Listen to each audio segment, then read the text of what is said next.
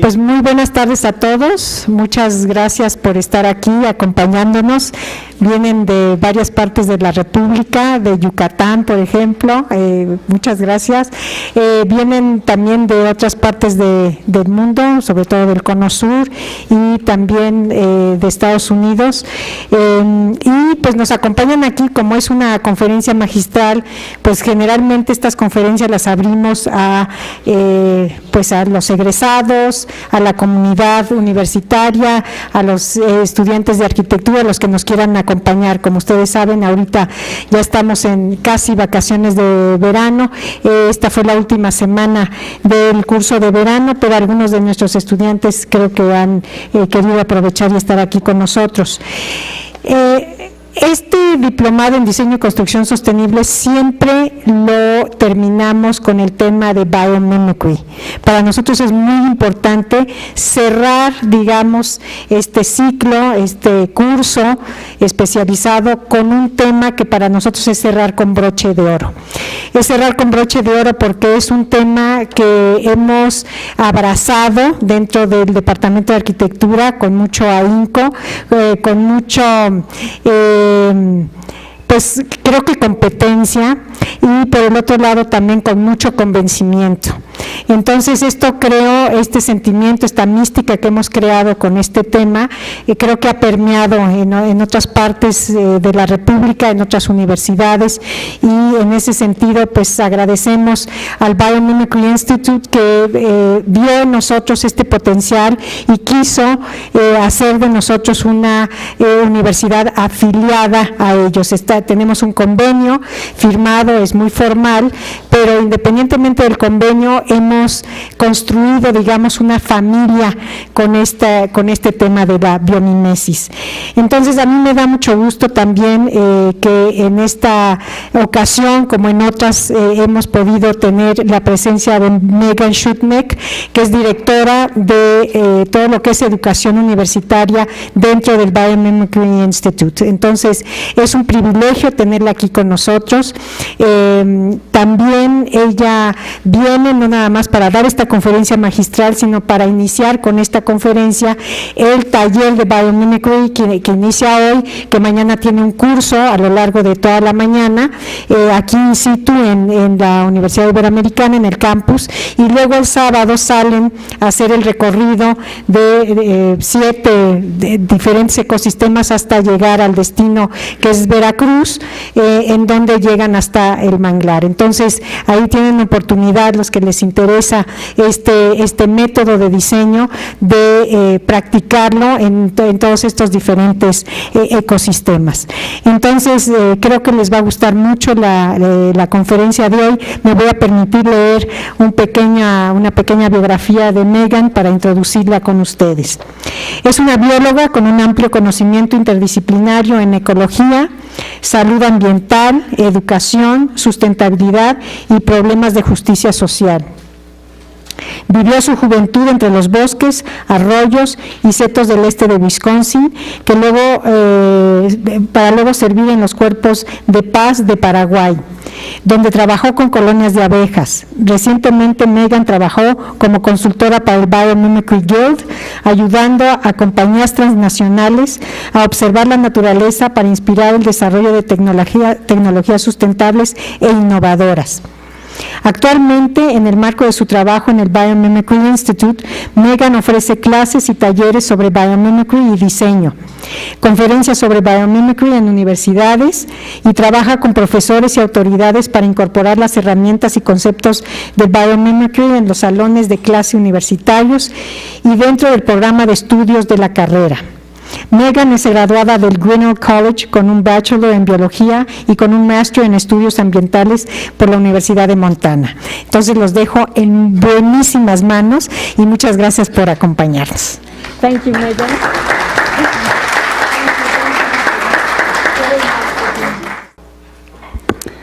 Gracias a Caroline por la introducción y a Caroline y Raúl por la invitación, por invitarme.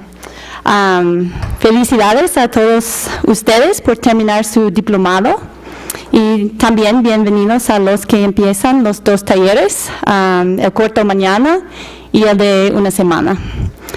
Ya voy a hablar en inglés, pero si hay preguntas durante mi lectura, porque seguro que hay muchos términos difíciles en mi lectura, puede preguntarlas en español y Raúl y Delfín van a responder. Okay. Thank you all for coming out this evening, and welcome to everyone who's visiting, who's going to be participating in the week-long workshop. There are lots of different ways to think about biomimicry, several of which I'll touch on tonight. One shorthand way to think about biomimicry is as sustainable innovation inspired by nature. I'm also going to share some case studies with you tonight, talk a bit about what makes biomimicry different from other related disciplines, and tell you a bit about the work we do at the NGO I work for, which has just recently changed its name, so it's now the Biomimicry 3.8 Institute, which is focused on biomimicry in education. So one way to define biomimicry is as the practice of adapting nature's best ideas to the invention of healthier, more sustainable technologies for people. But it's much more than a practice. It's also an essential lens in viewing a path to a truly sustainable future. A sustainable future where all of our human designs, technologies, and systems are well adapted to the ecosystems in which they reside, and where everyone in the world has access to those technologies and to sustainable ways of living. Another way to put it is that biomimicry is a survival strategy for fitting in here on the planet, fitting in as a well-adapted species. To give you some examples of what I mean by well-adapted, these large termite mounds in sub-Saharan Africa, for example, require 0 fossil fuels to keep their nests within 1 degree Celsius throughout the day, even though the temperature might fluctuate as much as 35 degrees Celsius. Our buildings, globally, use 20% of the world's annual energy output to maintain a comfortable temperature for ourselves. So there's a lot we can learn from how other plants and animals survive and thrive in their habitats. These ants spend 0 hours stuck in traffic each year. I've been in Mexico for just over a day, and I've already spent over 2 hours stuck in traffic. And globally, again, we spend billions of hours stuck in traffic each year at a high cost to the environment and at a high cost to our health and sanity, I would say. And it's also a huge economic cost. These creatures on the left only require 2 polymers to make up their bodies. They only consist of 2 polymers, and yet we tend to manufacture our things using about 350 different polymers. And when we're done with our stuff, we're left with what's left on the right there.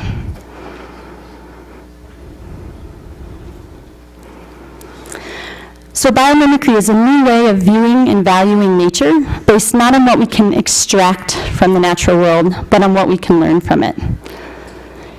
Janine Benyus is sometimes known as sort of the godmother of biomimicry, and she heralded the arrival of this new era of biomimetic study and work in 1997 with the publication of her book, Biomimicry, Innovation Inspired by Nature.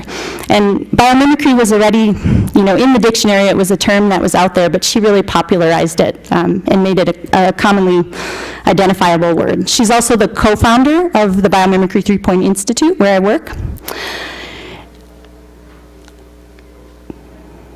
Can all of you see that in the back? Can you read that?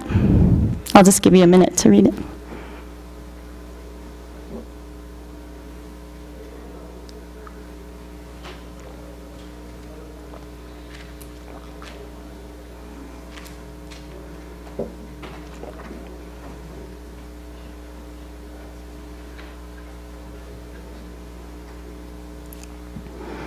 And I think that last sentence is really important. The more our world functions like the natural world, the more likely we are to endure on this home that is ours, but not ours alone. So a couple key things there.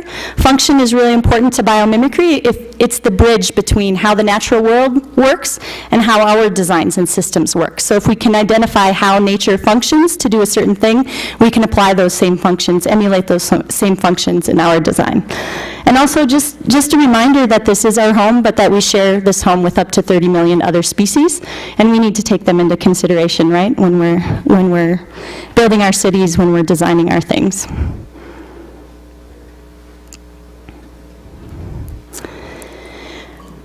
The species of shark on the left has been around for about 350 million years. And those mangroves on the right are about 114 million years old. We're just 200,000 years old. So we're infants on the grand scale of evolution. We're a very young species, and we have a lot that we can learn from our elders. Now, learning from nature isn't exactly new. The Inuit looked to polar bears in their dens to learn how to design temporary shelters or igloos that could withstand the Arctic cold. And Leonardo da Vinci, of course, the great artist and Renaissance man, often looked to nature for ideas. And more recently, George de Mestral, a Swiss physicist, invented Velcro after observing under a microscope how burrs stuck to his dog's fur. So as we know, Velcro, which is based on the many hooks and loops which easily attach and detach, is now a ubiquitous product. And whether you believe it or not, it's actually even found in designer shoes, which are there on the bottom right. I don't know if anybody'd want to wear them, but very expensive designer shoes. What's different now is that scientists, designers, and others are looking to nature with conscious intent to solve human challenges, and to do so in a sustainable way. So biomimicry is not simply copying or making loose connections to nature based on appearance, but rather it's the deep emulation of nature's forms, processes, and systems. And I'm going to share some examples of deep emulation of form, process, and ecosystem with you now.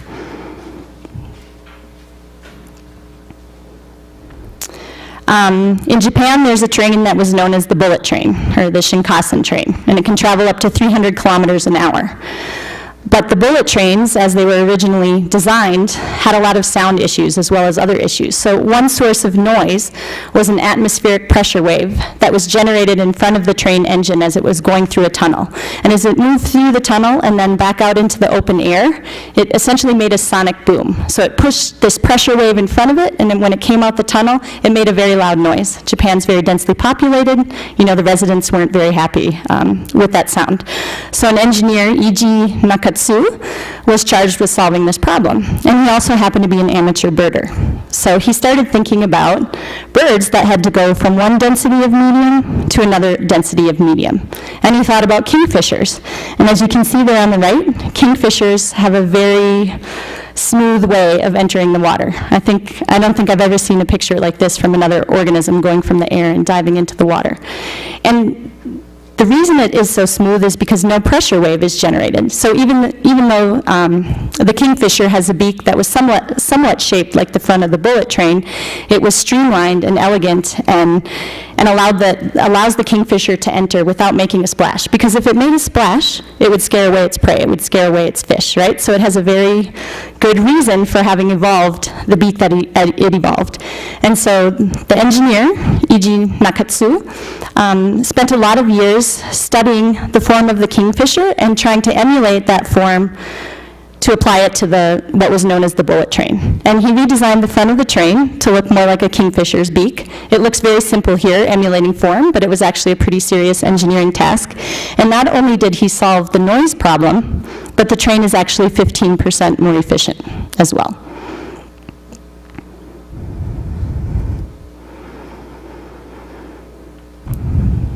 A lot of slow-moving marine organisms have a lot of things attached to them. So if you see turtles or,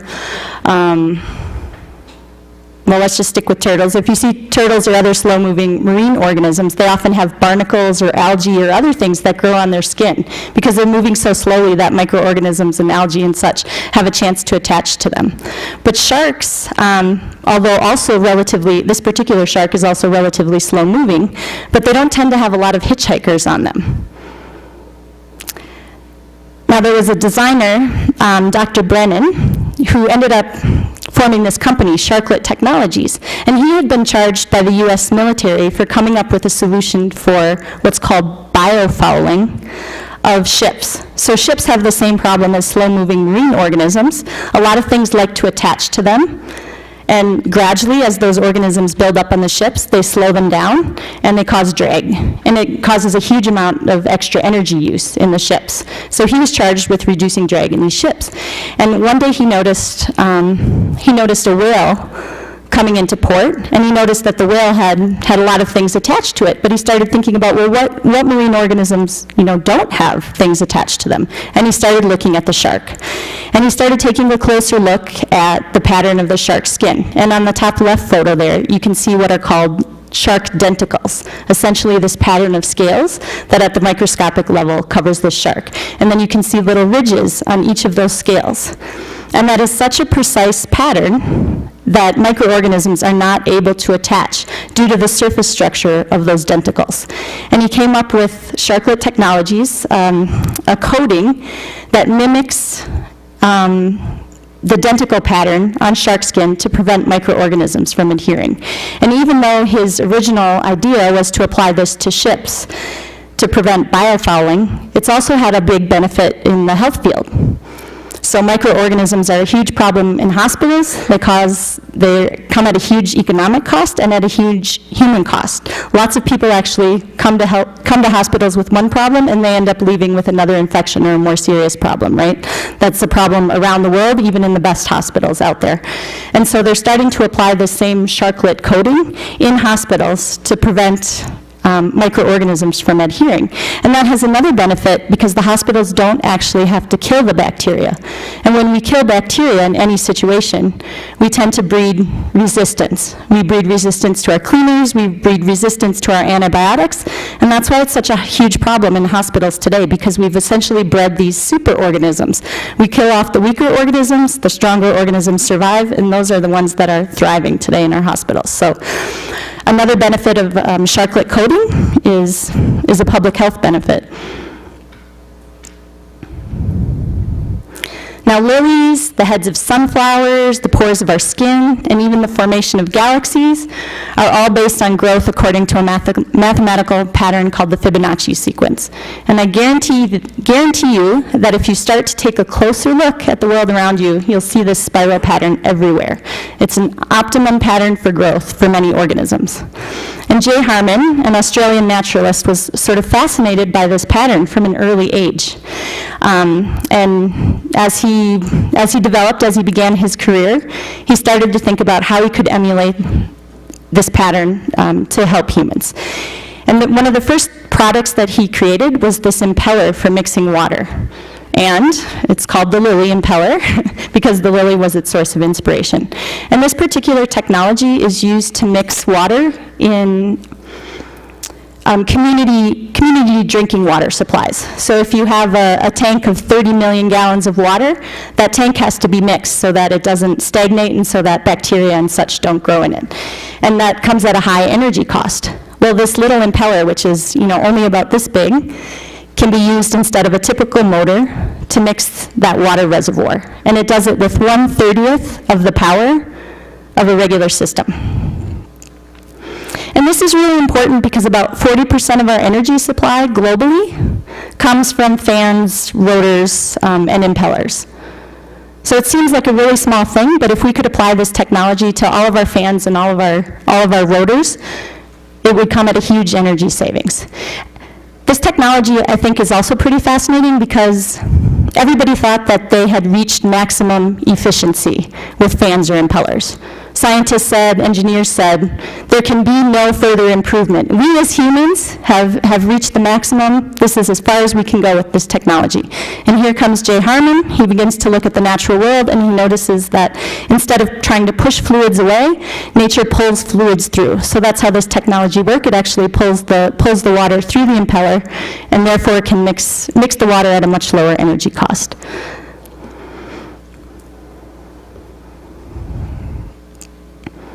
This is another technology, and it's called Ornolux bird protection glass. And this is a technology that came out of Germany.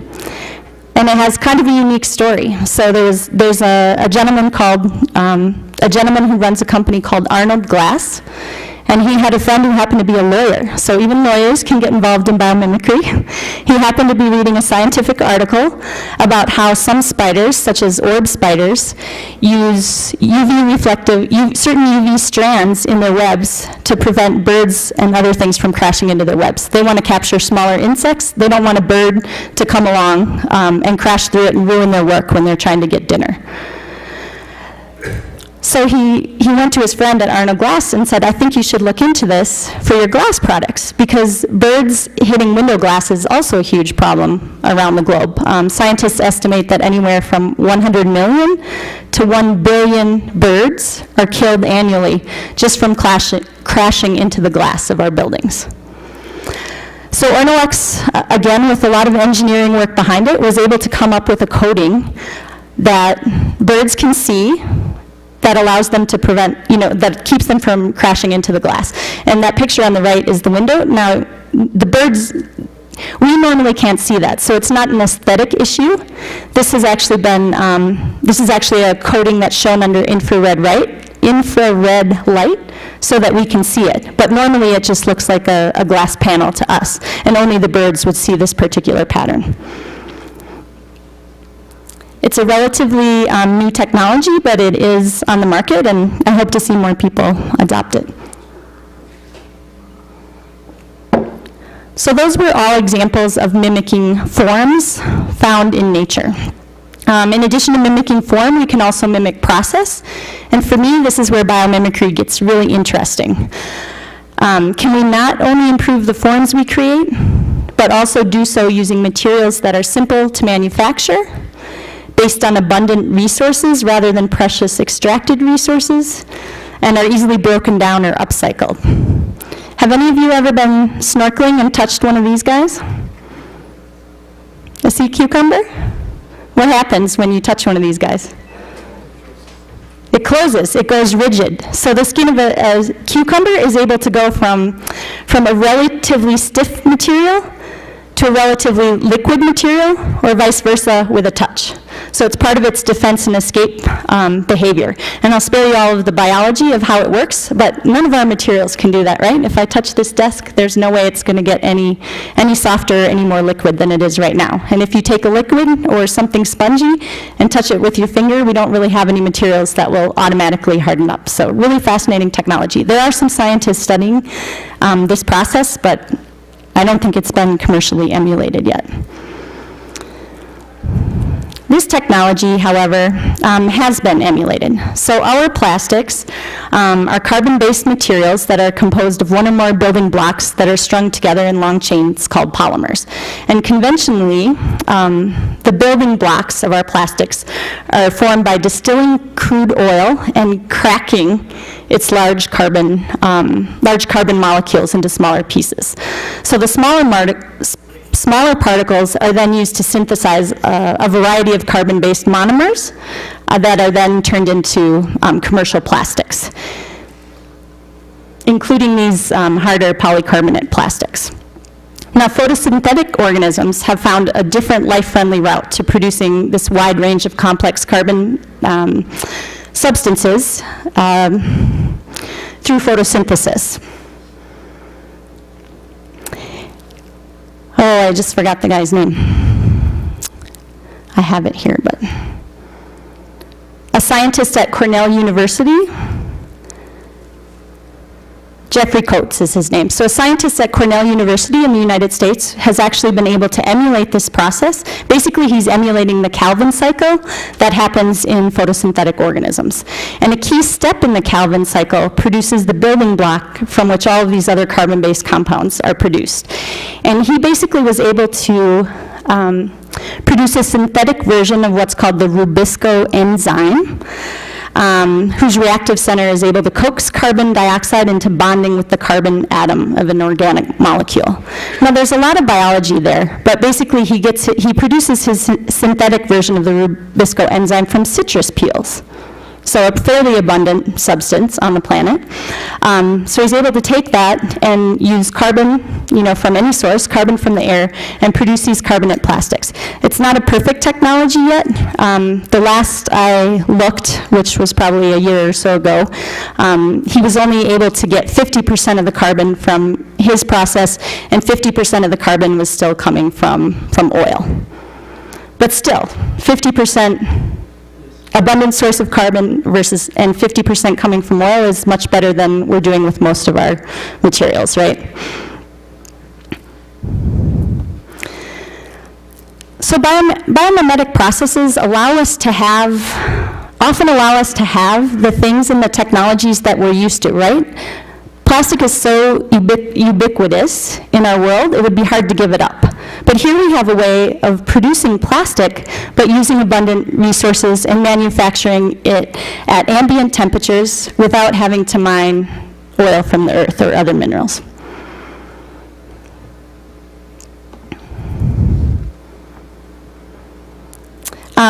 Making cement without carbon dioxide seems impossible.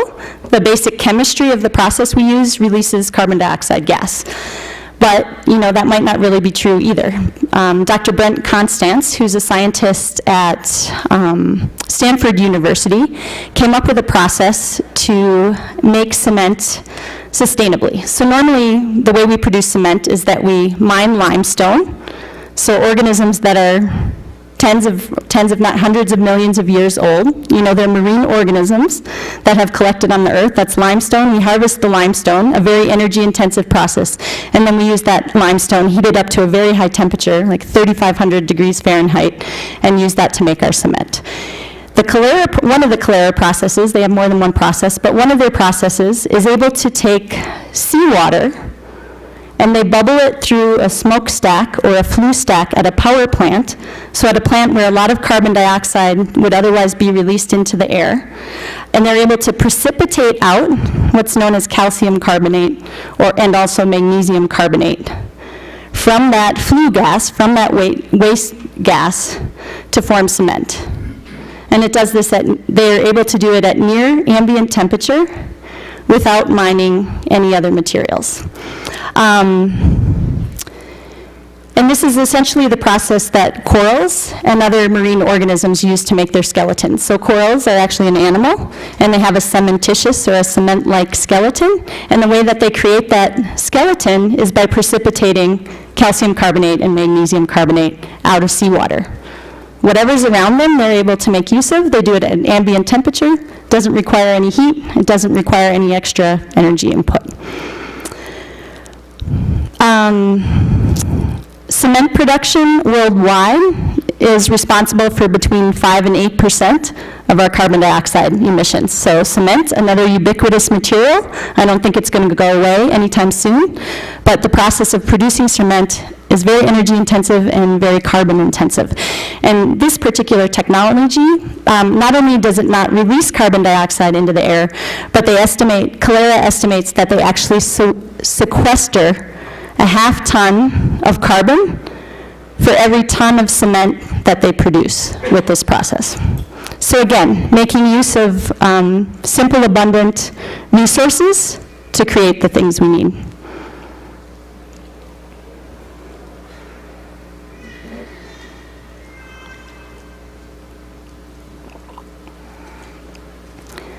This particular technology, the Grow-Oasis water box, is based on the way that nature sows seeds. So some animals ingest plant seeds, and then they excrete the seeds on top of the soil. And the surrounding feces functions as a cover while the seed develops roots and taps into water resources that it needs for further development. And so this Grow-Oasis water box mimics that technology. It was designed by Peter Hoff, and it's about, yay big. And it's designed to incubate one tree at a time. So it's actually being used extensively in Africa for reforestation efforts where irrigation water is scarce and where these plants would have a hard time surviving and thriving otherwise. It also protects the young seedling from wind and excessive sunlight in the process.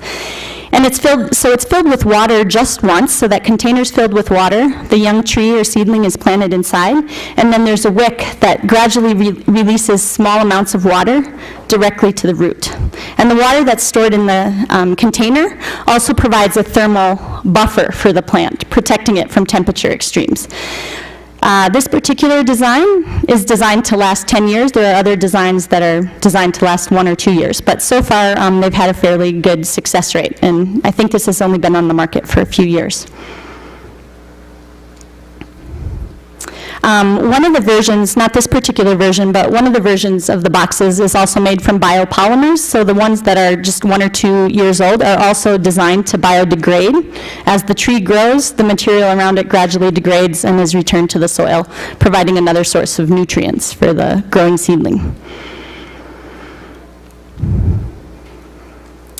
So those are all examples of mimicking process.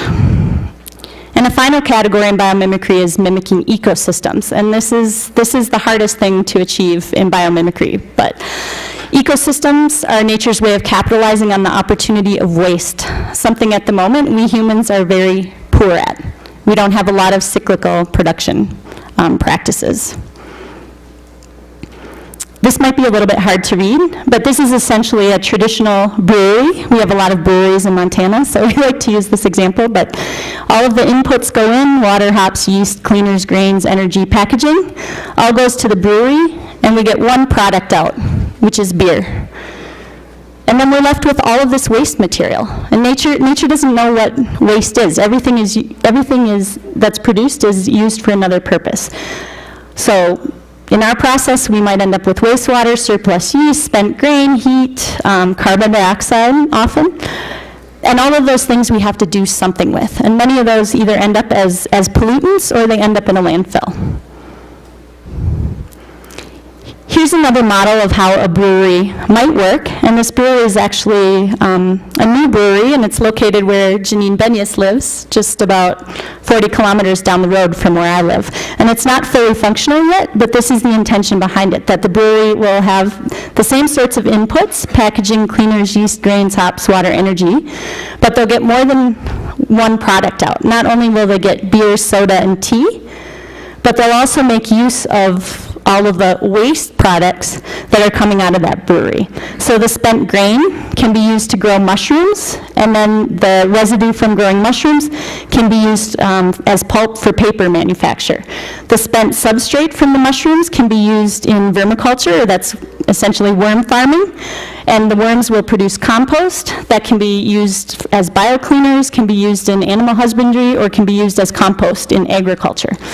The carbon dioxide will be captured and used in the greenhouse, providing warmth for growing plants, and then the gases can then go to a biodigester. Same with the wastewater, that can be utilized to grow plants in the greenhouse. And you can see some of the other loops there. But the whole idea behind it is that it will be a closed loop system, that every waste product that's coming out of that brewery will be usable by someone else, by another industry, by animals, by other humans.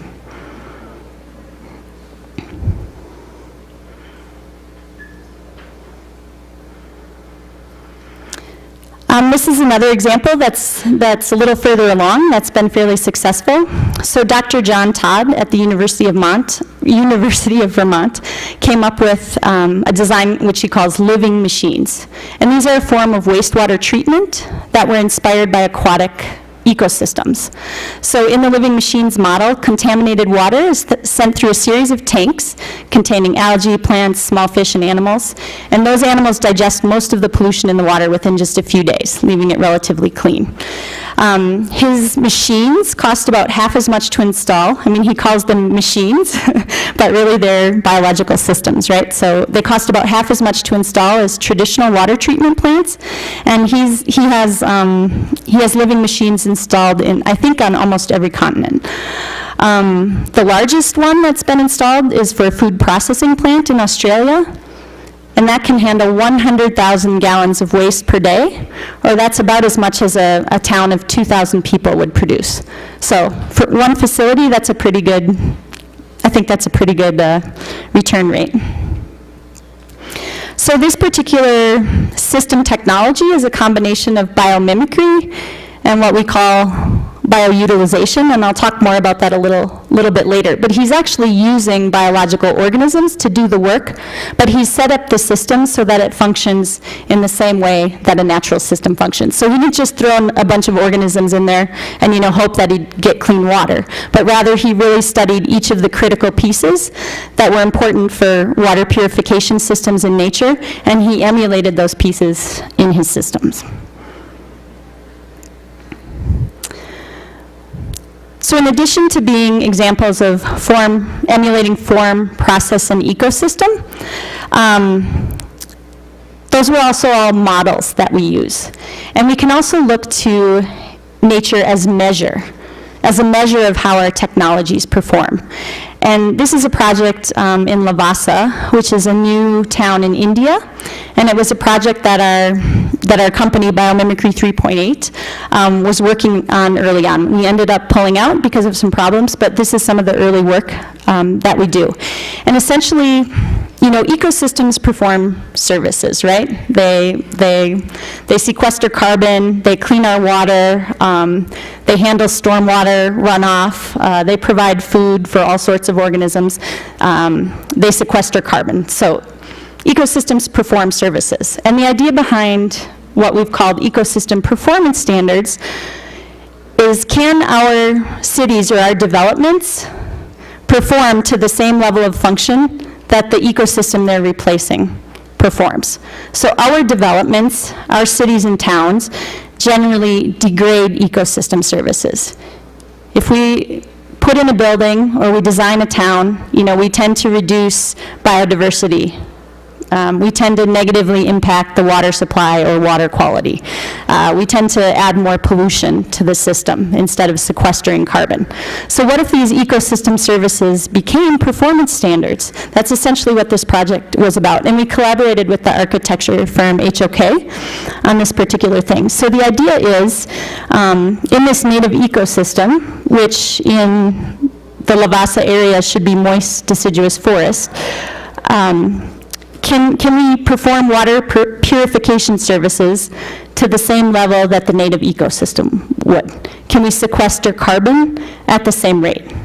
Can we emulate the evapotranspiration rates of the forest? Can we emulate the biodiversity? Can we keep the same rate of biodiversity that was there before we built the town? And just as an example of why this is important, so the evapotranspiration rates in this particular development, Lavasa, it's located in a monsoon region.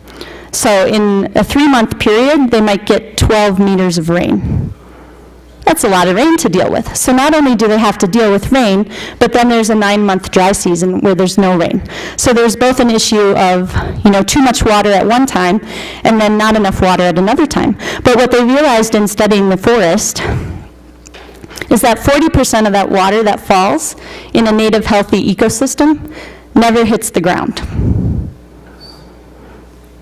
It bounces off leaves, it bounces off, there's this diverse canopy, there's all these different layers to the forest canopy, and 40% of that water never hits the ground. And so it spends enough time in the canopy that it's evaporated back up into the atmosphere.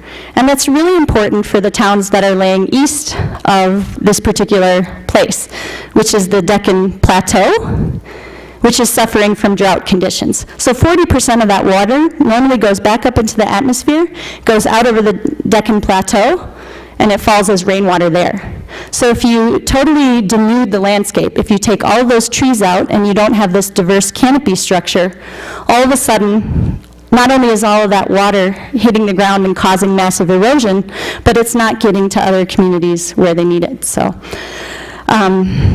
it's a very aspirational idea, I think, to have our cities, emulate ecosystem services, but that is the idea behind this project, and we hope that more architects and developers in particular will start looking at this kind of data and trying to take it into account as they develop.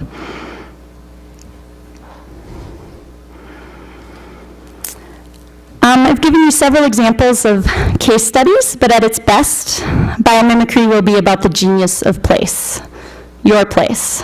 So this is my place. That's essentially my backyard in western Montana, in the Rocky Mountains. But I want you to think about what you could learn from the genius of your place. What functions are happening in the natural world all around you that could be studied and emulated in your designs? So what could you learn about water distribution from an agave plant?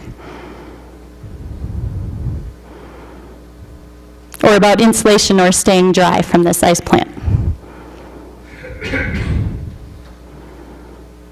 Or about water purification from mangroves? Or about building stable foundations for buildings? Or about how to capture energy in the form of sunlight? Lots of learning opportunities for every organism that's out there, depending on what your needs are, what your functional needs are in your designs.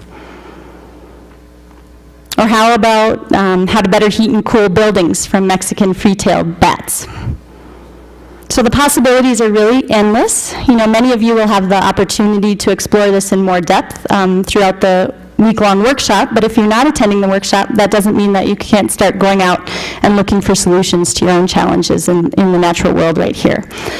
And if you actually do go outside and start paying attention to the genius around you, I think, I hope that it will be really easy to get excited about the possibilities. The first step is just paying a little bit more attention. Now, I do want to make a distinction here about different bio terms.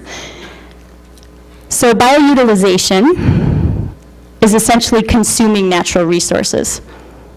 We're just using them for our own advantage, like harvesting wood from the forest and using it to make paper or to make furniture, for whatever, that's bioutilization. Bioassistance is when we use organisms to help us accomplish something. So domesticated animals, you know, like cows or honeybees, that's bioassistance. We're not killing or harvesting the organism, but we're getting something from it. We're using it for a specific purpose. Biomorphism is another term you'll hear a lot, especially in the architectural world. That's the bird, I think it's called the bird's nest in China. Biomorphism is a superficial resemblance to something in nature. And you'll hear a lot of different terms around bio-inspired or biomimetic as well. Bionics falls in there. I think there's a couple other words that fall into that category. So biomimetic is a term, or biomimetics is a term you might hear more often in Europe. Bio-inspired is a term you hear very, very often in the United States, especially in the engineering field. But those may address, there may be some inspiration from nature there, but they may address challenges other than sustainability and human well-being. And we really see biomimicry as a subset of bio-inspired design, or as a subset of biomimetic design. And what really makes biomimicry different is this focus on sustainability. So innovation inspired by nature and addressing sustainability challenges as well as challenges to human well-being. So it's that conscious emulation of nature's genius with the intent of solving our big challenges. So the intent part of biomimicry is really important.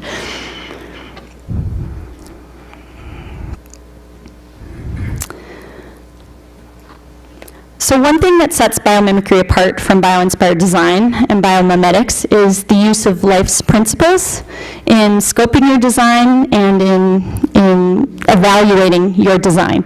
So these are essentially design lessons from nature that can be applied to your design. And I realize it's hard to see, and I'm going to talk a little bit more about these in a little bit. But basically the 6, in the center there is life creates conditions conducive to life.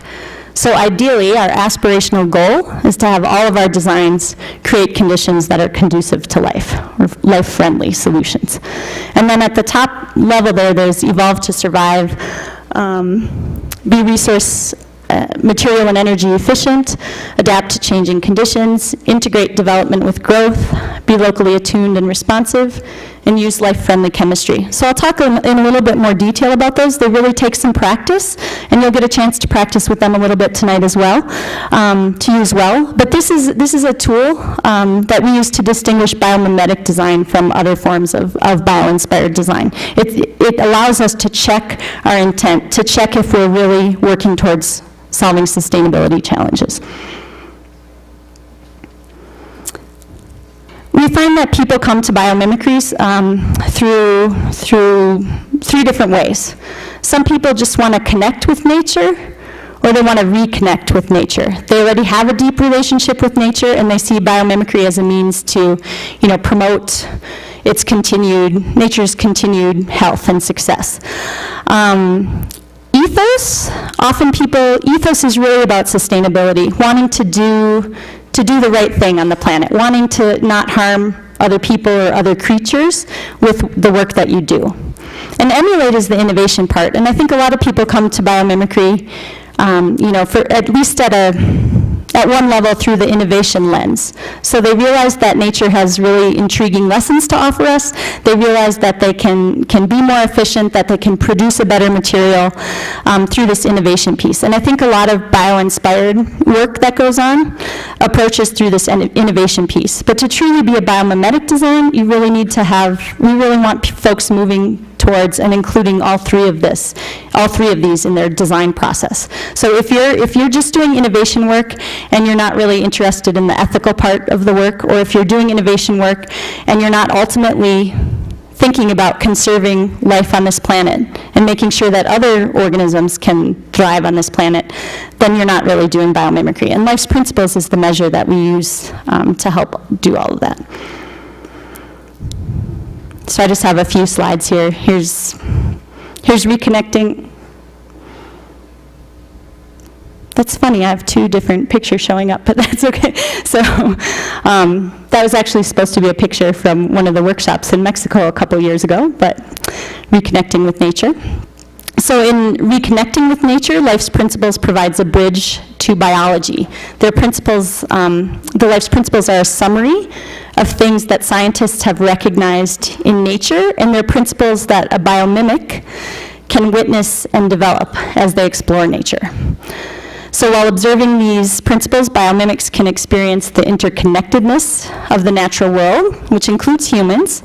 And as people become more reconnected to nature, it becomes more instinctual to see ourselves as a part of the earth, as a system, not sort of independent and set apart from other organisms. Oh, that's funny. There's a scene from the Mexican workshop a few years ago. Reconnecting with nature. So ethos is about the sustainability part, and this one is going to look a little bit funny, but this is a water bottle that was developed using inspiration from our website, asknature.org, and I'll talk a little bit more about that later, but basically it's a database of biological strategies. And I wanted to share this because even though it's a plastic bottle, they were really looking to reduce their impact. So they have a long way to go, right? It's a plastic bottle that won't degrade. People are going to throw it away. It's disposable. They're not getting water out of the tap. They have to ship those bottles all over the place. But it is the lightest PET bottle on the market. And they came up with the design after looking at how other organisms optimally design lightweight structures that can withstand, some amount of force. And I think that's a white bark pine there, and it has a spiraling trunk. And they emulated that design. Again, they looked at how it was engineered, put it into a software program, did their analysis, and came up with this new bottle form based on looking at how white pine trees grow. So again, they're at least headed in the right direction. It's still a plastic water bottle. Maybe they could start using some of the Novomer technology, but at least they're headed down the right path with the right intent. And then emulation is the innovation piece. And Interface Carpet is another biomimetic company. They've actually taken biomimicry to a high level, and they've tried to incorporate it throughout their company values. But one of their first successes was with a carpet tile. So it's a global carpet manufacturing company. Again, a very petroleum-intensive industry with a lot of waste and a lot of toxic materials that go into dyeing their products. And this is, I think, over 10 years ago, but they took their designers out, with some of our consultants actually, and they looked at, well, how would nature design a floor? And what they realized is that nature has this diversity of hues and patterns no matter whether it's a pebbly beach or a forest floor, and yet it looks beautiful. So subtle variations in the colors and in the patterns blended seamlessly for a good aesthetic. And they were able to emulate that in one of their carpet tile lines. And it had a lot of impacts beyond just being a beautiful looking carpet. So because it's not a standard one color carpet or a standard pattern, each of those carpet tiles can be laid in any direction. So it's very simple for anyone to install them. A professional doesn't need to install them.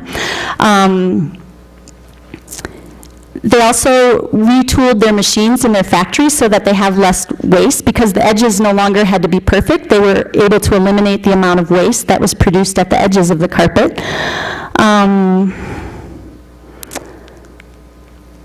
I feel like there's another sustainability win in there. Oh yeah, replacement. So again, if you had one solid colored piece of carpet and somebody spilled coffee on it and you weren't able to get the stain out, in the past you would have had to replace the whole carpet or throw a rug over it or something. But if you have individual carpet tiles, and I guess they already had tiles, but if you have tiles instead of one full rug, you're able to take out individual tiles and replace those as needed. And because the colors don't have to match exactly, because of the variation in pattern, you can do that.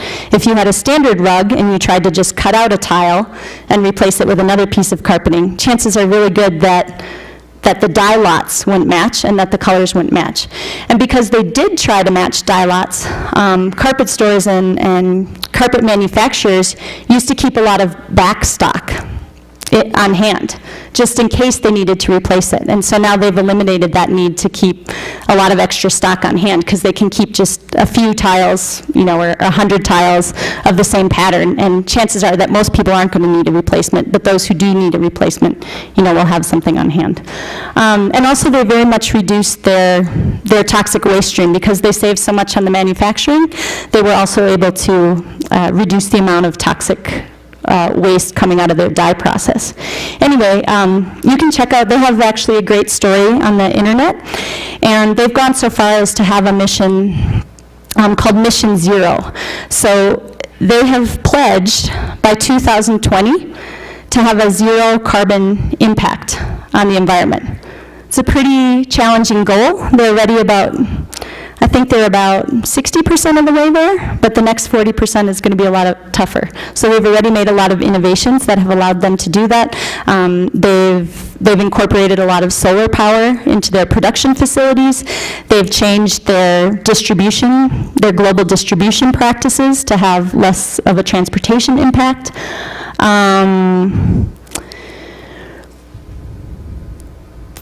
There was one more thing I wanted to say there too, but I forgot. But anyway, you should check out the Interface Floor website, because they're really an innovative company. And the other thing I like about Interface in terms of this emulation piece is that it didn't come from a tree hugger, an excessive nature lover. It came from this hardcore industrialist who saw the writing on the wall for his company, because he realized this is a very petroleum-intensive process. Petroleum is a limited resource, whether it runs out in 10 years or 100 years. He was thinking about the longevity, or 300 years. He was thinking about the longevity of his company, and realized that biomimicry had a lot that he could learn from. So again, just there's life's principles, something that distinguishes the biomimetic process from other bioprocesses. Down in the left there, you'll see that there are some operating conditions. And this is also something that we can use in our designs. These are conditions that all of life has to operate under. So we should take that into consideration with our own designs. The first is that Earth is water-based. So most of life has really learned to leverage that. And given how dependent every species is on water, our bodies are made up of 60 to 70% water. So it's amazing how we treat water, given how critical it is to all of our survival. So we need to reconsider our relationship with water and treat it with greater respect. Earth runs on sunlight, major source of energy for the rest of the planet. It's also subject to gravity.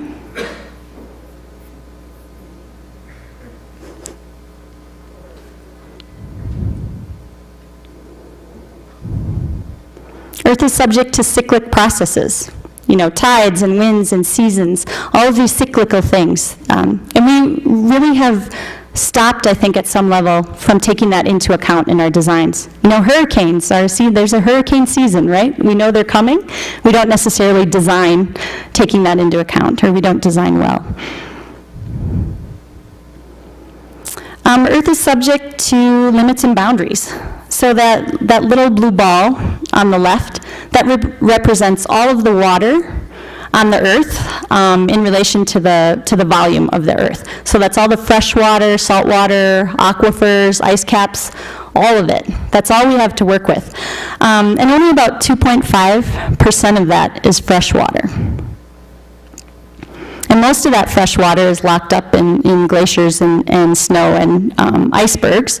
So only about 0.1% of that water that's represented there can be used by humans. So it's really, when you start looking at it that way, that small amount of water, and then 0.1% of that amount of water is all that we humans have to use as fresh water. So not a lot to work with. And it's a limit. When we run out of fresh water, that's it. And again, it's not going to happen tomorrow, but obviously water shortages around the world are already a huge problem. The global population is expected to top 8 billion by 2025, and they estimate that, researchers estimate that almost half of that population, almost 4 billion people, are going to face water shortages. So we're already reaching that limit at some level. And that pink ball on the right, that represents all of the atmosphere that we have to work with. So all the atmosphere, our protective layer around the Earth, and all of our oxygen supply is wrapped up in that atmosphere. And again, another limit.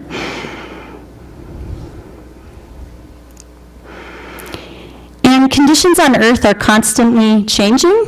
They're not static. So this tree, for example, is able to withstand a variety of changing conditions. So rainfall, drought, low sunlight, lots of sunlight, predation, wind variations, temperature fluctuations. This tree can tolerate all of these conditions and succeed. Another way to think about this is about this state of dynamic non-equilibrium is by imagining the Earth as a bowl, and having somebody move that bowl around. And life is a ball, and it wants to settle in the most comfortable place, the bottom of the bowl. But because life is a ball, it can roll around. But a lot of our designs, they tend to be square. We don't design our things so that they can adapt to these changing conditions. So if you think about that bowl, and if you think about that bowl moving, and you think about our designs as blocks, they don't smoothly roll with the changing conditions, right? They sort of like clunk around, and I don't know if that image works for you. Maybe I should have shown you pictures. But anyway, life is not static, and we need to take that into account with our designs. And instead of trying to design to resist things, we need to be designing more to go with the flow. So we only have this one planet to work with.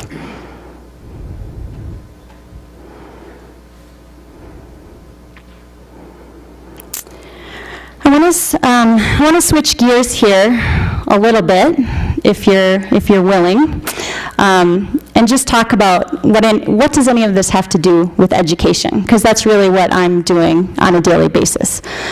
So why should we consider biomimicry as an important lens for teaching, or an important teaching tool? So as we mentioned, biomimicry reconnects people with nature, and it reconnects young people with nature. Most kids already love to be out in the forest and at the beach in their own backyard, and biomimicry gives them another reason to pay attention to nature. It provides a great reason to go outside where kids can be active and learn about science and connect it to art through design. So in the United States, we have something called the No Child Left Behind Act that was passed by the government, and it's really focused on testing kids. So now teachers are not teaching kids what they need to know, but rather they're teaching to the test. So obviously this little girl really wants to get back outside in nature. And her teacher's telling her, well, you don't want to be left behind. You want to make sure you pass the test, right? So biomimicry provides another great reason to go outside, and you can justify it because you can accomplish all of your learning objectives by going outside with biomimicry. Biomimicry has real-world relevance, and that's a really big deal for students. The Gates Foundation in the US did a study in 2006 of high school dropouts. So 80% of high school dropouts said that one of the reasons they dropped out of school was because there was no real-world relevance in the work that they were doing. They didn't feel like what they were learning in high school was something that could be applied outside of the classroom. And biomimicry is all about how you can apply what you're learning and your creative ideas to the real world. Social theory predicts that the quickest way to change how we behave is to change who we admire. So instead of admiring perhaps the richest individual in the world, what if we started to get out and look at nature and could admire this hummingbird for all of its amazing functions? Biomimicry celebrates the genius of life, and that can change what we admire, and thus our behaviors and our ambitions. Kids of all ages love animals. An alien visiting Earth would come to the conclusion that paying attention to other animals must have been very important to our evolution and survival, based on how innate the interest in animals is to young people. I think this is true for adults too. If you look at the most popular videos on YouTube, what do they involve? They all involve, cats and dogs and rabbits and cute animals, right? Like, we have this innate connection with animals. So each example of biomimicry invites us to think about how we approach technology, think about the impact of those technologies, and not just take technology for granted as something that comes into our lives, but rather something that we can affect. And learning about biomimicry means exploring about how technology works. And engineering labs at universities and factory floors are really fascinating places. We're a species that really loves to see how things are done. Maybe we don't think about it most of the time, but anytime we are able to see a production facility, it's really sort of fascinating to, is that where my CD comes from, or is that where how my car is manufactured? Is that where my clothing comes from? It's actually really interesting, and the more specialized our society becomes, I think, the more removed we are from how things do actually get made. But kids find this really fascinating, and this starts when they're really young, and they're really curious about how things work. Biomimicry promotes inquisitive thinking and tinkering. It's an activity, it's a practice. It's not a flow of information from a knowledgeable source, from me up here lecturing, giving it all to you, right? But they can actively participate in what they're doing and play around with it. So it's a way of thinking and doing innovation for kids. Also, biomimics they're kind of quirky. They're about inventors and problem solving, and these are just a few biomimetic mentors up there. So lots of different role models for kids. We like to learn about inventors. Also, the environmental message that kids often get today is pretty pessimistic. There's not a hopeful picture of the future that we paint for them. But biomimicry really provides this tone of optimism, this possibility that we can do better and it's going to happen.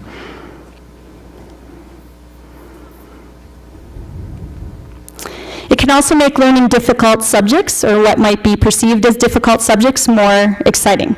So if a teacher mentions optical physics and shows you this chart, half of the class might be already asleep, right? Those of you who aren't in the sciences are closing your eyes right now and not wanting to look at that, right? But there's another way that you can teach physics.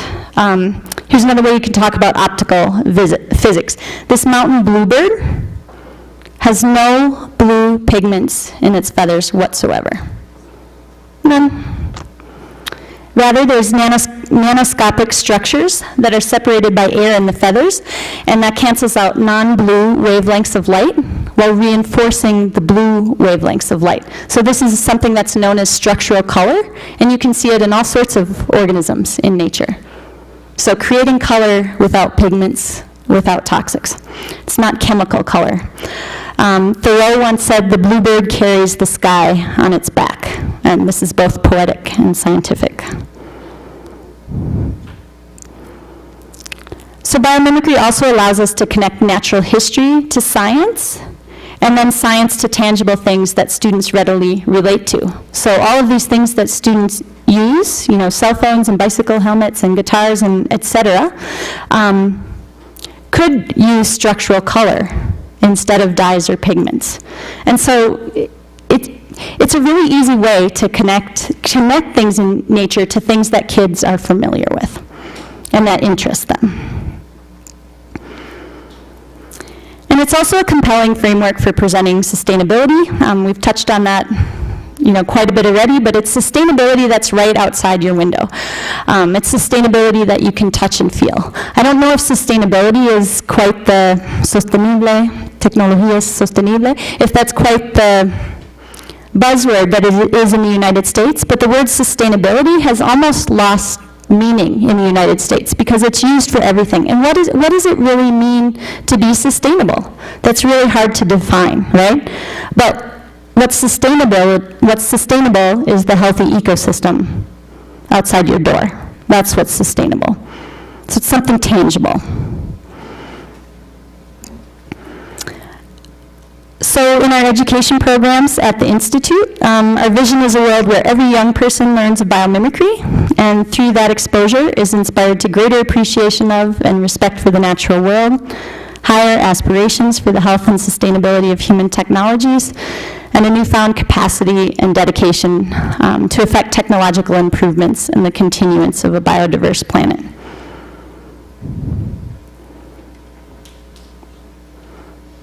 These are just a few of our offerings. There's many other things, but we develop curricula for kindergarten through university faculty and teachers.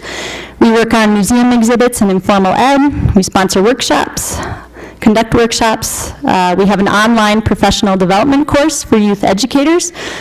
We sponsor an annual education summit. We actually have a biomimicry, a music CD of biomimicry songs called Ask the Planet. It's really fun, so if any of you have kids, you know, check it out. We also have a program that's still trying to get off the ground called Innovation for Conservation, but ideally we would like to connect companies that have successful biomimetic innovations to contributing back to conservation of the habitat of the organism that inspired that technology. There's also regional biomimicry hubs that we support that are forming all over the world, and there's one here in Mexico, and you're going to hear a little bit more about that later tonight. And we also have worked on quite a few media and film projects. One of our biggest projects to date is development of this website. Have any of you seen this website? A few of you. So the URL is asknature.org, and basically we've tried to organize a lot of scientific biology by function. So we've taken biological strategies from the scientific literature, organized them by function, and put them into this database. So if you can figure out what you want your design to do, if you want to filter, if you want to cool, if you want to desalinate, if you want to lightweight materials, if you want to dig, whatever it is that you want your design to do, if you can put it into terms of how would nature do that function, you can ask nature and put it in the search engine and come up with a number of solutions on how the biological world performs those same functions.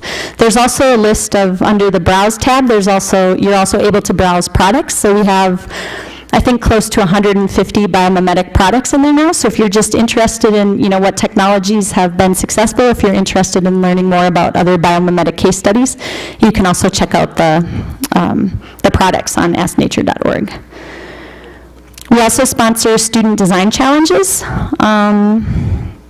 both for youth. There's 3 separate categories for youth, and a university design challenge. So last year we sponsored our first global design challenge, and Ibero has actually participated in all 3 of our design challenges. So the first 2 challenges we did were only open to our affiliate universities, of which Ibero is one, and then this last challenge at the university level, we opened it up to the world. This year's challenge, the broad theme is going to be water, and that challenge will start at the end of August. So if any of you are going to continue as students and are interested in working on a biomimicry design challenge, that's open to any student around the world. We also develop tools and resources, such as life's principles. So as far as we know, we only have this one planet that supports life. And it's an abundant planet. It's full of organisms that create conditions conducive to life for themselves, as well as for other organisms. So that's really our challenge. Can our designs and technologies also create conditions that are conducive to life, not only for us, but also for all other organisms? So I really invite you to think about who will inspire you and who will help you do work that truly matters for the long-term survival of our species. We're happy to help. Raul and Delphine are happy to help. So come cooperate with us. Nature, we talk a lot about competition in nature, but nature is also very cooperative, and that's starting to come out. People are starting to research that topic more and more, and we're certainly of the opinion that cooperation benefits us more than competition. And I'll leave you with some last words from Janine. The real legacy of biomimicry will be more than products and processes that help us fit in here. It will be gratitude. And from this, an ardent desire to protect the genius that surrounds us.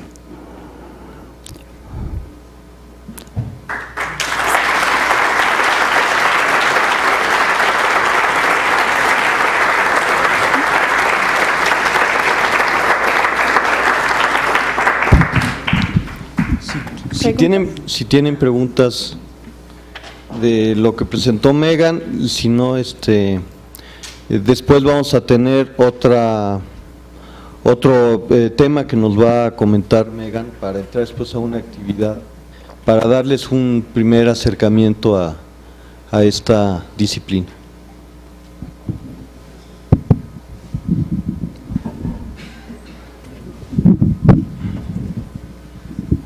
Sí. ¿Me hace un favor de traducirlo? La biomimicry se aplica a arquitectura, se aplica a sistemas urbanos. Por favor, es una ciudad. Does it apply to urban design? But a specific city or a specific example? Area design and creativity. ¿En inglés? ¿Está bien o no? Well, for example, the termite example that I showed at the beginning of how termites regulate the temperature in the nests, that's actually been applied to a building in Harare in Zimbabwe, and it's called the Eastgate building. And it was designed essentially to take advantage of, well, essentially to take advantage of air currents in the area in order to keep the structure cool. So they looked at the series of vents and tunnels that termites build in the upper part of their nest in order to keep their nests, which are below ground, cool. And even though the science wasn't exactly right, so when they looked at it, scientists thought that the science of termite mounds functioned in a certain way. They didn't quite have that right, but still in emulating the design to the extent that they understood the science, they were able to I'm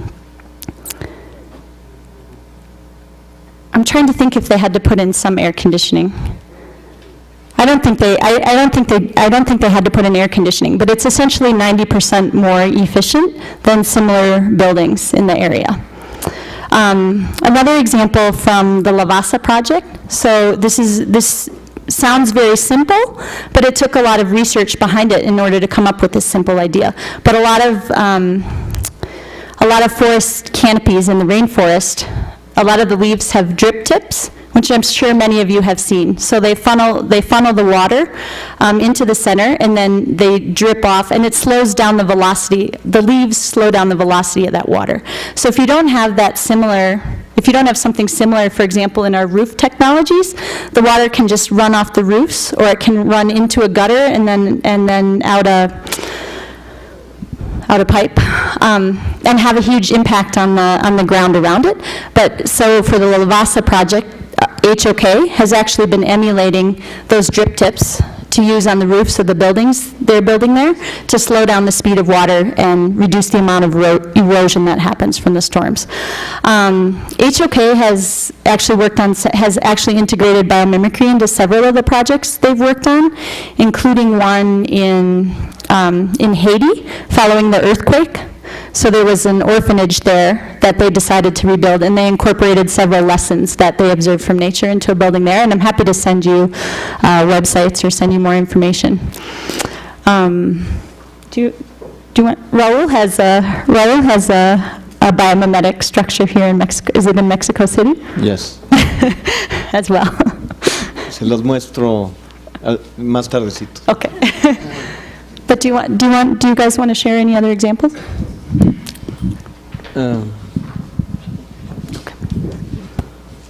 Hello. Hello.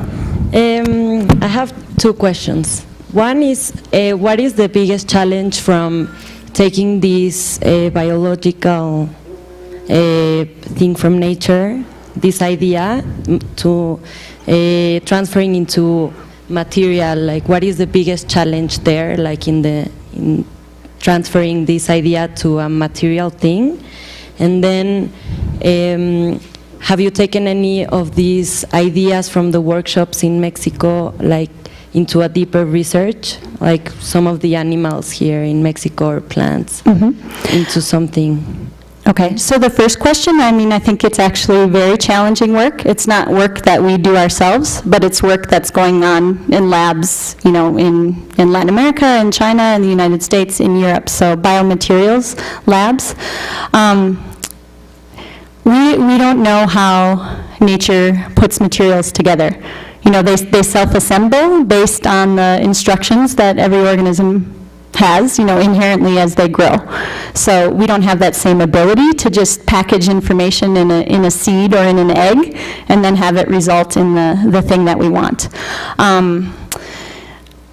There are scientists who are looking at self-assembly and how that functions, and there's some prototypes out there already of self-assembling structures. So I think that's one sort of key piece for materials. Also, I know that there are a lot of materials in nature that use sort of structural gradients.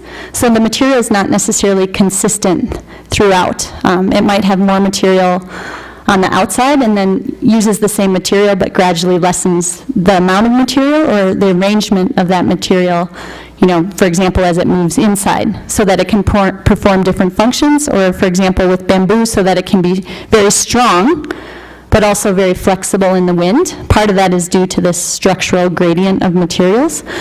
But it's very scientifically intense work. Do you want to add anything? Okay. El tema de trabajar la biomimesis junto con la ciencia, junto con la biología, yo diría que ese es el reto que tú estás identificando ahorita. Y hay diferentes niveles para aplicar la biomimesis, ya lo iremos platicando. Pero sí, ahí es algo que se convierte en certero, no nada más inspiracional, ¿no? And I guess I would just add that I think the other key piece is there's a lot of chemistry going on in creating materials, and so I think better understanding how natural chemistry works is essential to figuring out, how our materials work. To your second question, Raul and Delphine actually took a group of students out to Veracruz, where some of us will be going this coming week, to a camp there. And they were looking for inspiration to work on a student design challenge 2 years ago? 2 years ago. And the challenge was to come up with an insulating quilt, an insulating quilt. And this was in conjunction with a company. So it was a company-sponsored challenge, an outdoor equipment company that wanted ideas on how to produce an insulating quilt that was inspired by nature. And they took inspiration from, I don't remember the organism, was it a silk caterpillar? No. But they noticed, okay, I wasn't there, so I'm going to let Delphine speak. But they did take inspiration from that process and what they discovered to come up with essentially the winning design for this company and it has been manufactured and I think is on the market. Bueno, lo que hicieron fue como buscar en distintos organismos distintas cosas. El quilt tenía que cumplir una larga lista de necesidades y de requerimientos. Entonces lo que hicieron fue buscar en distintos organismos que eran campeones para distintos tipos de logros. Y lo que hicieron fue encontrar desde la combinación de los tipos de telas con cierto arreglo, como con las plumas de los pingüinos, que se repetía con el pelaje que hay con las cabras montesas, el oso polar. Entonces lo que hicieron fue encontrar patrones comunes en distintos organismos para descubrir cómo esos organismos podían generar aislamiento térmico. Y aparte encontraron patrones de cómo los organismos doblan estructuras y así lograron el embalaje del quilt.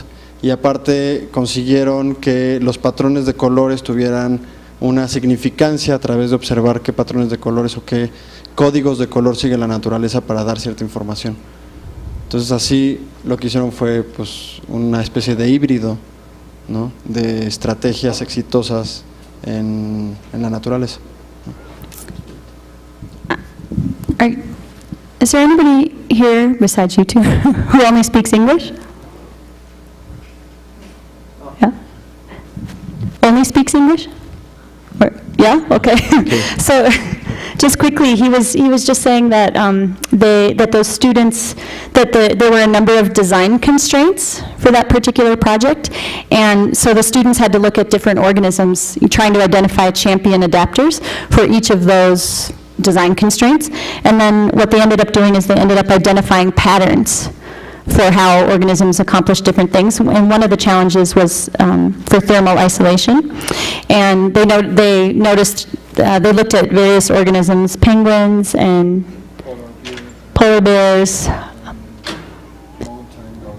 and mountain goat, but also organisms at the camp in their cruise, right? And realized that there was this pattern of doubling to achieve thermal isolation. So their quilt actually took that, emulated that strategy, and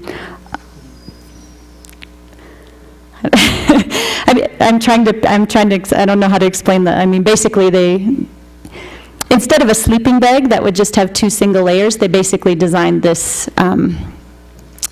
this thermal quilt so that you would actually wrap yourself up in it, and if you got hotter, you would take off a layer, and if you were cold, you would add a layer. But they got that strategy from their observations and this deep pattern in nature.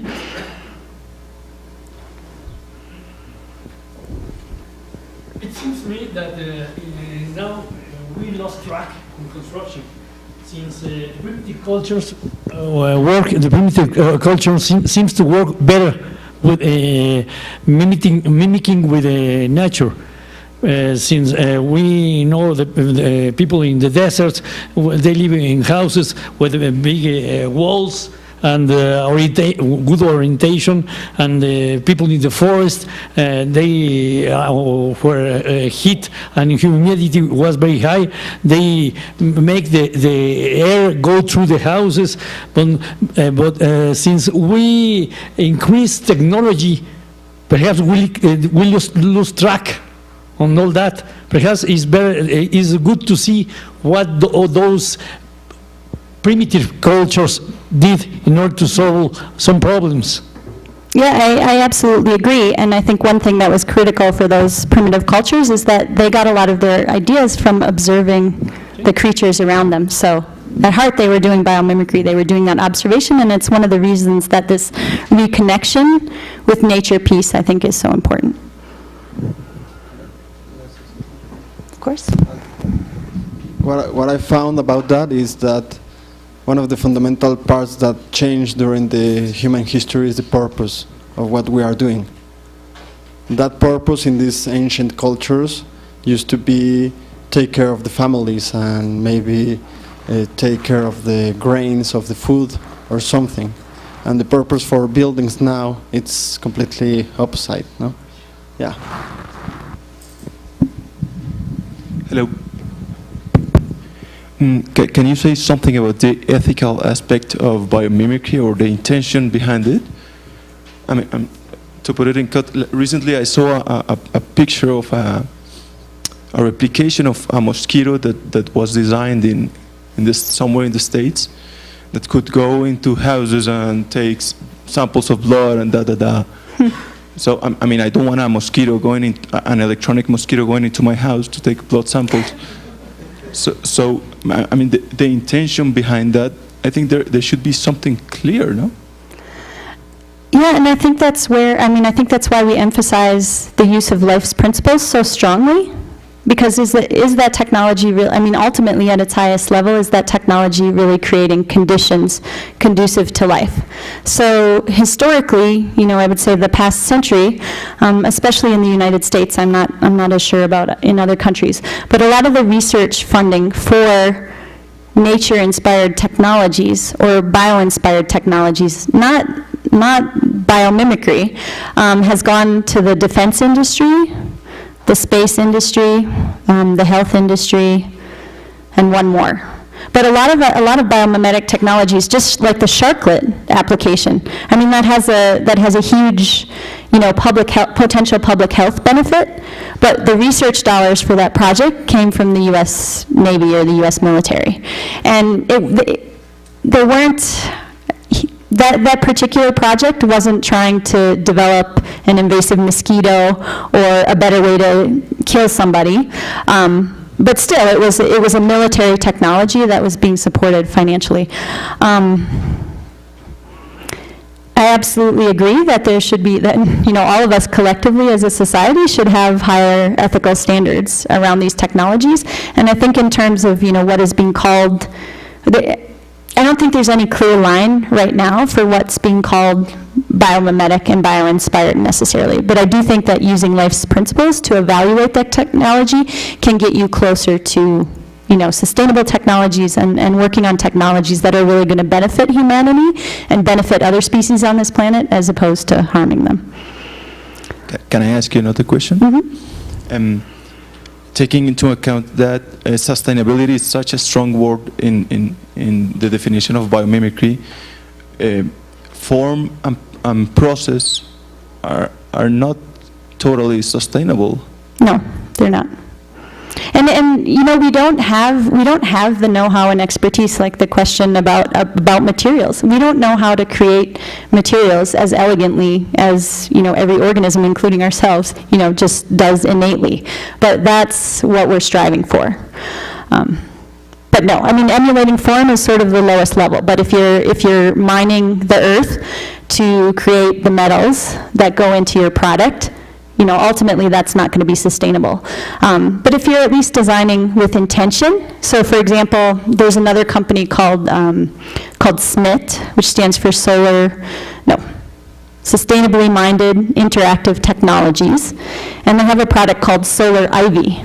And it's a solar product, and manufacturing, solar products is pretty energy intensive, and as I understand, it's fairly energy intensive. But there are different kinds of solar panels and different kinds of solar products, and they're really trying to stick to their principles, and they're using very thin film, flexible photovoltaics, which are not as efficient, but are much less harmful in their manufacture.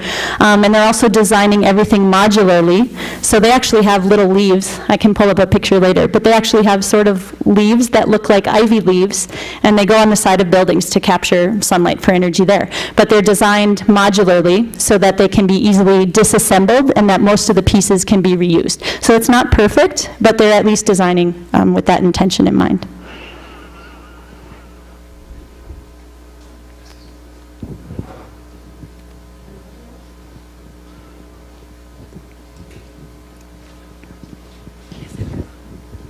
Hi, I'm very pleased with whatever I have seen so far, and I would like to apply some of these things for the company I work for. But I have a big question here. I know you're not an architect, okay, but do you have any idea, talking about cost, what would be the difference if I want to apply some of these or this methodology in my company?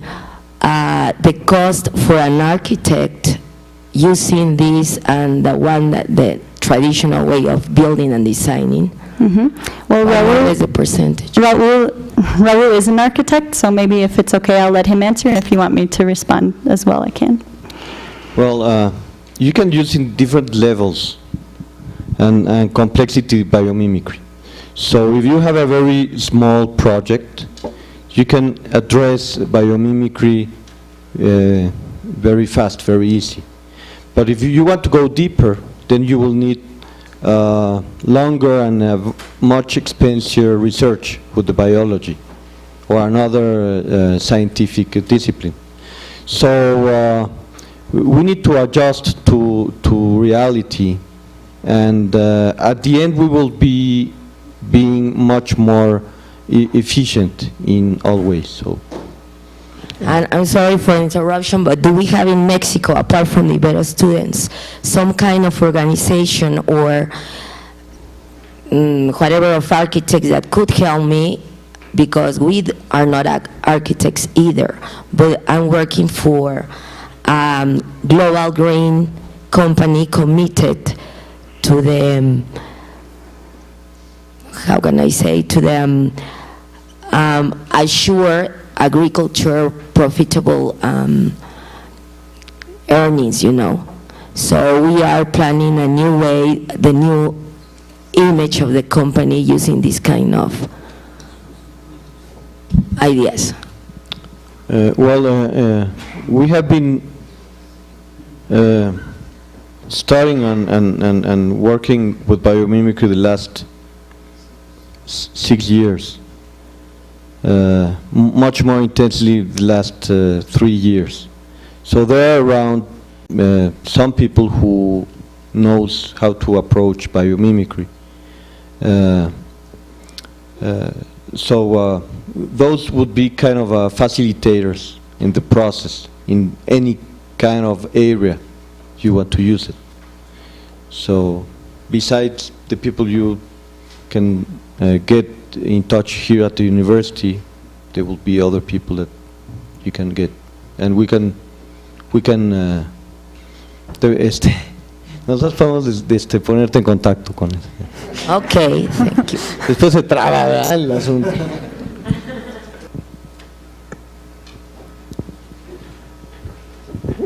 Hello. Hello. You started the conference talking about how young people, human beings are in Earth compared to sharks, or About how what? young, or how new we are. Okay, young, yeah. So I think you were talking about how harmful we are to Earth, but my question is, are there some projects about using the human being structures like articles or something like that to biomimicry? Yeah, there's actually some really interesting examples. We just had our Biomimicry Summit, our annual education summit in Portland a couple weeks ago, and our final speaker was from a company called Audience Incorporated, and he basically designed a noise-reducing technology, a microchip for cell phones, that was based on his study of the human auditory system and how our brain works. I'm not even going to try to replicate explaining that. It was he's been working on it for decades actually, but it was a really fascinating story. There are also some, that's your question, right? Okay. There are also some researchers who have studied how the human lungs work in order to develop better technologies for power plants for capturing carbon dioxide and preventing it from going into the atmosphere. Those are the first two that come to mind. So yeah, certainly things you can learn from observing humans as well. Thank you.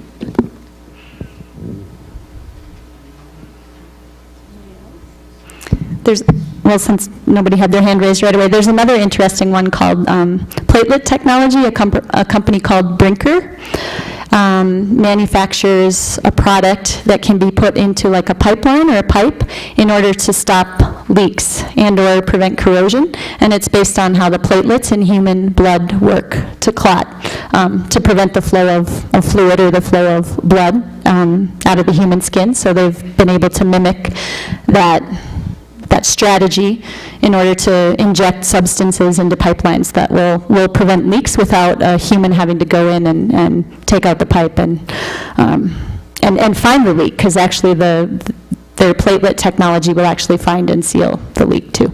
So.